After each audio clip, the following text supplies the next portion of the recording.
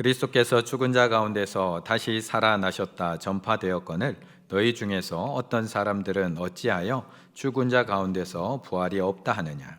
만일 죽은 자의 부활이 없으면 그리스도도 다시 살아나지 못하셨으리라. 그리스도께서 만일 다시 살아나지 못하셨으면 우리가 전파하는 것도 헛것이요 또 너희 믿음도 헛것이며 또 우리가 하나님의 거짓 증인으로 발견되리니 우리가 하나님이 그리스도를 달리 살리셨다고 증언하였음이라. 만일 죽은 자가 다시 살아나는 일이 없으면 하나님이 그리스도를 다시 살리지 아니하시었으리라. 만일 죽은 자가 다시 살아나는 일이 없으면 그리스도도 다시 살아나신 일이 없었을 터이요 그리스도께서 다시 살아나신 일이 없으면 너희의 믿음도 헛되고 너희가 여전히 죄 가운데 있을 것이요. 또한 그리스도 안에서 잠자는 자도 망하였으리니 만일 그리스도 안에서 우리가 바라는 것이 다만 이 세상의 삶뿐이면 모든 사람 가운데 우리가 더욱 불쌍한 자이리라. 아멘. 세상에는 이해하기 쉽고 상식적인 일들도 참 많이 있지만 우리가 이해하기 어려운, 믿기 어려운 일들, 믿기 어려운 사람들도 참 많이 있습니다. 12년째 밥은 먹지 않고 아이스크림만 먹고 사는 여자분이 있다면 믿으시겠습니까? 10년째 밥은 안 먹고 커피만 먹고 사는 할머니, 식용유에 밥 말아 먹는 남자, 20년 동안 콜라에 밥 말아 먹고 사시는 할아버지, 48년 동안 삼시세끼 라면만 드시고 계시는 할아버지. 제목만 들으면 아이 설마 저런 분이 있겠어, 몸이 얼마나 안 좋은데. 그런데 방금 이야기 드린 이분들은 다 순간포착 세상에 이런 일이라는 프로그램에서 소개되었던 분들입니다. 이런 이야기를 정말 소문으로만 들으면 잘 믿어지지 않습니다. 에이, 콜라가 얼마나 몸에 안 좋은데 할아버지가 20년 동안, 어떻게 한 1년 2년이면 모르겠지만 어떻게 48년 동안 라면을 삼시세끼 먹고 살아. 잘 믿어지지 않습니다. 그렇다면 예수님의 부활은 어떠신가요? 예수님께서 죽으셨다가 다시 사셨다는 사실은 믿기 쉬우신가요? 사실 우리에게 부활의 이야기는 크게 어려움이 없습니다. 크게 반감이 생기지 않습니다. 우리는 어려서부터 늘 들어왔던 이야기, 부활주일이 되면 늘 불렀던 찬양, 늘 들었던 말씀이 이 부활의 사건입니다. 그리고 우리는 매주 하나님 앞에 나와서 이 신앙을 고백합니다. 본디오 빌라도에게 고난을 받으사 십자가에 못 박혀서 죽으시고 장사된 지 사흘 만에 죽은 자 가운데서 어떻게 하셨다고요? 다시 살아나셨으며. 우리는 오늘도 그 고백을 했습니다. 그래서 우리는 이것을 믿는 것이 크게 어렵지 않습니다. 하나님께서 믿음을 선물로 준 우리들, 그 믿음을 고백하며 살아가는 우리들에게는 그 부활의 사건이 크게 믿기 어려운 일이 아닙니다. 당연하게 느껴지고요, 이제는 그냥 자연스러운 것으로 받아들여집니다. 그런데 우리가 자연스럽다고 모든 사람에게도 이 사건이 당연하게 느껴질까요? 모든 사람에게 이 부활의 사건이 그냥 자연스럽게 믿어지는 사건일까? 12절의 말씀 함께 읽겠습니다. 12절입니다. 그리스도께서 죽은 자 가운데서 다시 살아나셨다 전파되었거늘 너희 중에서 어떤 사람들은 어찌하여 죽은 자 가운데서 부활이 없다 하느냐. 아멘. 고린도 교회도 복음이 전해집니다. 그런데 이 복음이 반쪽짜리 복음이 아니라 어떤 지나가던 사람이 툭 던져주고 간 복음이 아니라 사도 바울이 직접 전해준 복음이라고 말씀을 합니다. 15장 1절에 보면 형제들아 내가 너희에게 전한 복음을 다른 사람을 통해서 전해진 게 아니라 그냥 한 부분만 전해진 것이 아니라 복음의 모든 것들을 정리하고 있었던 사도 바울이 직접 전해준 복음을 들은 것이 고린도 교회입니다. 너희들이 지금 들었는 복음, 너희들이 믿고 있는 복음은 잘못된 것이 아니라는 겁니다. 핵심적인 부활이 빠진 복음이 아니라는 겁니다. 온전한 복음을 들었다는 겁니다. 그런데 12절 그리스도께서 죽은 자 가운데서 다시 살아나셨다 전파되었거늘 너희 중에서 어떤 사람들은 어찌하여 죽은 자 가운데서 부활이 없다 하느냐. 그런데 가만히 한번 생각을 해보면 우리 입장이 아니라 그들 입장에서 한번 가만히 생각을 해보면 부활을 믿는 게 쉬울까요? 못 믿는 게 쉬울까요? 죽은 자가 다시 살아나는 일, 우리가 아니라 고린도 교인들에게 있어서 믿는 게 쉬울까? 못 믿는 게 쉬울까? 부활을 믿는 것은 이들에게만 어려웠던 일은 아닙니다. 예수님을 따라다녔던 제자들에게도 이 부활은 믿기가 쉽지 않은 일이었습니다. 그래서 마가복음 16장에 보면 그들은 예수께서 살아나셨다는 것과 마리아에게 보이셨다는 것을 듣고도 믿지 아니하니라. 제자들조차도 이 부활의 소식을 처음 들었을 때는 믿기 쉬운 일이 아닙니다. 그렇다면 이 제자들이 이 부활의 소식, 예수님의 부활했다는 이 소식을 시간이 지나면서는 확실하게 믿었을까? 부활의 소식을 듣고는 못 믿었어도 그렇다면 부활하신 예수님을 만나고 난 이후에는 완전히 믿는 제자들이 되었을까? 예수님은 제자들에게 딱 한 번 나타나신 게 아니거든요. 무덤을 찾아왔던 그 마리아에게도 나타나셨고, 엠마오로 내려가는 두 제자와 동행하시면서 나타나셨고, 시몬 베드로에게도 나타나셨고, 도마가 없는 제자들 사이에도 나타나셨고, 의심 많은 도마가 있을 때 또 나타나셔서 손과 옆구리를 다 보여주셨고, 갈릴리에 가서 물고기 잡고 있을 때도 또 찾아가셔서 조반까지 먹이시면서까지도 또 나타나셨습니다. 그럼 이제 믿어야 되는 거 아닐까?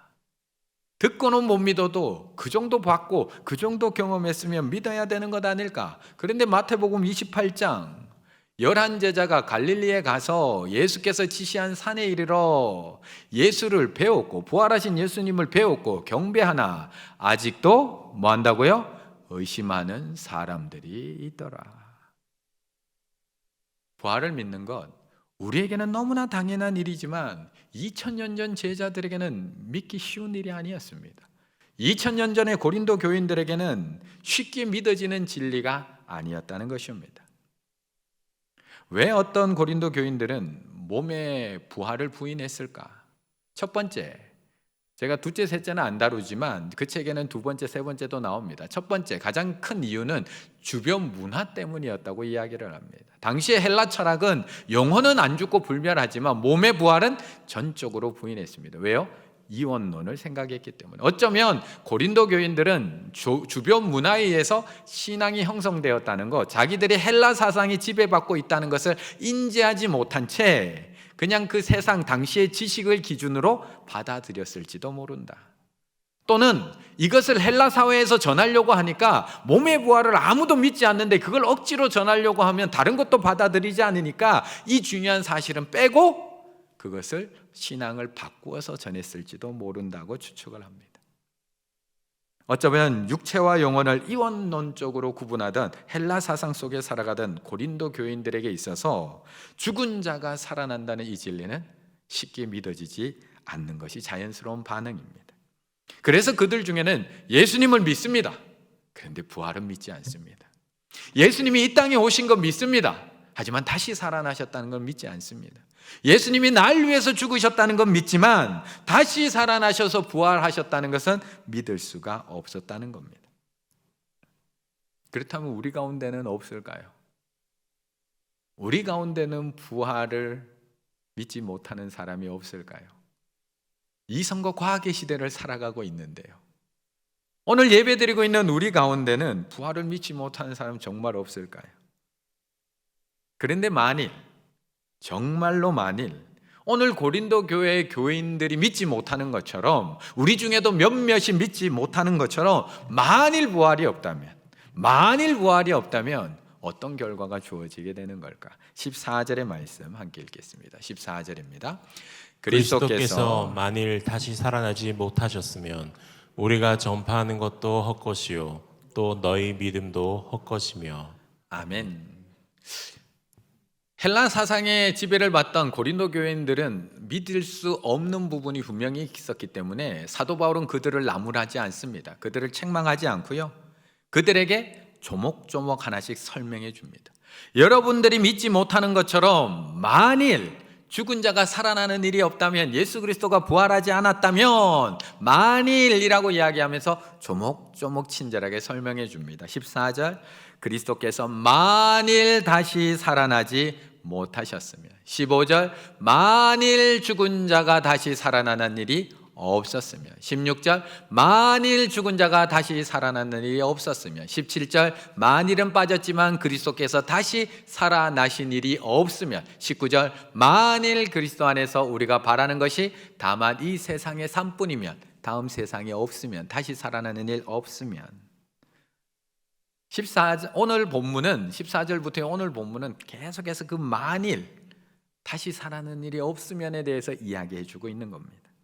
믿음 안에서 죽은 자가 다시 살아나는 일이 사실이고 진리이지만 만일 너희들이 믿지 못하는 것처럼 부활이 없다면 우리들이 전파하는 것이 헛것이요 우리들이 믿는 것도 헛것이요. 우리가 전하는 복음, 우리가 전하고 있는 천국, 우리가 전하고 있는 영생, 우리가 전하고 있는 새 생명 다 헛것이라는 겁니다. 죽으면 끝인데, 부활이 없으면, 다시 사는 게 없으면 죽으면 끝인데 무슨 천국을 이야기하고 무슨 영생을 이야기하고 무슨 새 생명을 이야기합니까? 죽으면 끝인데 예수 믿으면 천국 가요. 다 헛것이죠. 죽으면 끝인데 그 전하는 복음이 무슨 소용이 있고 천국이 무슨 소용이 있냐는 겁니다. 그렇다면 우리보다 더 불쌍한 사람이 어디 있을까요? 만일 부활이 없다면, 다시 살아남도 없고 새 생명도 없고 천국이 없다면 우리보다 지금 더 헛수고하는 사람들이 세상에 어디 있을까요? 오늘 6월 5일, 내일 6월 6일 이 황금 연휴에 이 자리에 와서 오늘 인천공항 아침 뉴스 나오는데 인천공항에 출국하는 인원만 4만 명이랍니다. 4만 명. 내일도 4만 명이랍니다. 4만 명. 근데 도대체 여기서 지금 뭐 하고 계시는 거예요? 오늘이 끝이면, 이 세상이 끝이면, 죽으면 끝이면 죽기 전에 다 해보셔야죠. 산으로, 들로, 바다로 놀러 가셔야죠. 지금 여기 앉아 있으시면 안 되잖아요. 이것만큼 불쌍한 사람들이 어디 있냐는 거예요. 죽음이 끝이면. 놀러만 못 갔으면 좀 덜 불쌍하죠. 놀러만 못 갔으면. 교회에서 봉사라는 봉사는 다 하면서 좋은 소리는 한마디도 못 듣고 아이고 불쌍해라. 아침에 일찍 와서 차량 봉사하고 주차 봉사하고 들어오는 차에서 감사하다고 인사하던가요? 말은 어찌 그렇게 안 듣는지요? 열심히 봉사하고 열심히 아침부터 일찍 와서 아이들 가르치고 아이들 공까지도 하면 아이들이 선생님 고맙습니다 인사하던가요? 1, 2, 3부 저 위에 앉아서 미디어실에서 자막 준비하고 영상 준비하고 광고 녹화하고 저렇게 앉아 있는데 영상 조금만 늦으면 제가 째려보죠. 자막 글자 틀리면 왜 틀리냐고 한마디씩 다 하죠. 좀 집중하라고 하죠. 노냐고 이야기하죠. 카페에서 커피 타서 열심히 섬기면 커피 맛이 왜 이러냐고 더 좋은 데 있는데 소개시켜 줄까 묻기 하죠. 왜 메뉴는 이렇게 담조롭냐고, 왜 주중에는 안 하냐고. 참 불쌍합니다. 만일 부활이 없다면 이보다 더 불쌍한 사람들이 어디 있나요? 우리만 그런가요? 우리보다 더 불쌍한 사람들도 있다는 겁니다. 지금까지 믿음을 지키기 위해서 고난당하며 죽어간 수많은 믿음의 선배들, 순교자들, 지금 양아진에 묻혀있는 그 수백 명의 선교사들과 그 이름도 없는 자녀들, 얼마나 불쌍한 인생들인가요? 다시 살아남이 없다면. 하지만 우리가 절대 불쌍하지 않은 이유, 부활은 사실입니다. 부활은 역사적 실제입니다. 부활은 일회적 사건이 아니라 오늘도 일어나고 있는 부활의 능력이기 때문입니다. 부활은 예수님에게만 일어난 사건이 아니고 우리에게도 동일하게 일어나는 사건이라고 말씀하고 있는 것입니다. 그래서 오늘 사도 바울은 우리에게 확신에 찬 목소리로 이렇게 20절에서 이렇게 이야기하고 있는 겁니다. 그러나 이제 그리스도께서 죽은 자 가운데서 다시 살아나사 잠자는 자들의 첫 열매가 되셨도다. 아멘. 이것은 예수님만 부활하고 끝나는 사건이 아니라 첫 열매, 이제 내 뒤로 이렇게 부활하는 사람들이 줄줄이 나오게 될 거야. 나는 이제 출하되는 첫 열매일 뿐이야. 조금 있으면 충주에서 복숭아 상가 출하되죠. 이제 줄줄이 나온다는 얘기입니다. 십자가에서 죽으신 예수께서 다시 살아남으로 말미암아 부활이 사실이라는 것을 우리에게 증명해 주셨습니다. 십자가에서 죽으신 예수께서 다시 살아나심으로 우리도 다시 살아나신다는 것을 보여주셨습니다. 예수님의 부활은 예수님에게만 일어난 사건이 아니라 첫 열매가 되셔서 앞으로서 주 안에 잠들어 있는 모든 자들이 다 일어날 것이라는 것을 보여준 사건이라는 것입니다. 그런데 고린도 교회 안에는 이 부활의 사실, 이 부활의 사건, 내가 죽어도 다시 산다라는 이 부활의 신앙이 없다 보니까 그 고린도 교회 교인들은 끊임없이 다투고 끊임없이 분쟁하고 끊임없이 싸웁니다. 왜 이것이 관계가 있느냐 생각할 수도 있지만 고린도전서 1장에서 보면 계속해서 고린도 교회 안에는 끊임없이 문제가 발생을 합니다. 분쟁의 문제, 분파의 문제를 시작으로 해서 그것이 1장부터 4장까지입니다. 거기부터 시작해서 음행 문제, 세상 법정에까지 가서 송사하는 문제, 결혼과 이혼 문제, 우상제물, 제사 문제, 성만찬 문제, 은사를 가지고 네가 크냐 내가 크냐 싸우는 문제에 이르기까지 계속해서 고린도 교회 안에는 문제가 끊어지질 않습니다. 왜 이 문제가 끊어지지 않는 걸까요? 분명히 사도 바울로부터 온전한 복음을 전해받았고 예수 그리스도를 믿는다고 하면서도 왜 그거 하나 참지 못하고 왜 또 저렇게 싸우고 있는 걸까요? 내가 옳다는 주장 왜 내려놓지 못하는 걸까요? 왜 세상 법정까지 가서라도 내가 옳다는 것을 증명해야 하는 걸까요? 내 기준에 맞지 않으면 왜 참지 못하는 걸까요? 왜 주님께서는 십자가에서 죽으셨는데 나 하나 죽이지 못하는 걸까요? 왜요? 십자가를 몰라서일까요? 예수님께서 십자가에 죽으셨다는 사실을 몰라서일까요? 아니요. 제자들도 십자가는 너무 잘 알았습니다. 십자가를 보았고요. 예수님이 어떻게 십자가 지시는지를 보았고요. 예수님께서 어떻게 십자가에 달리는지까지도 다 보았습니다. 얼마나 잘 알고 있으면 사복음서에 보게 되면 그 십자가 사건이 절반입니다. 그 마지막 7일이 절반이 넘습니다. 그럼에도 그들은 다 도망가고 부인했습니다. 십자가를 보았음에도 불구하고, 십자가를 알고 있음에도 불구하고 그들은 자신들도 잡혀가서 그 십자가에 자신들도 달릴까봐 모든 문들을 걸어 잠그고 두려워 떨고 있었습니다. 그들은 십자가를 알고 있는데 왜 그런 걸까요? 날 위해서 주님께서 십자가 지셨다는 걸 알면서도 나는 왜 십자가를 질 수가 없는 걸까?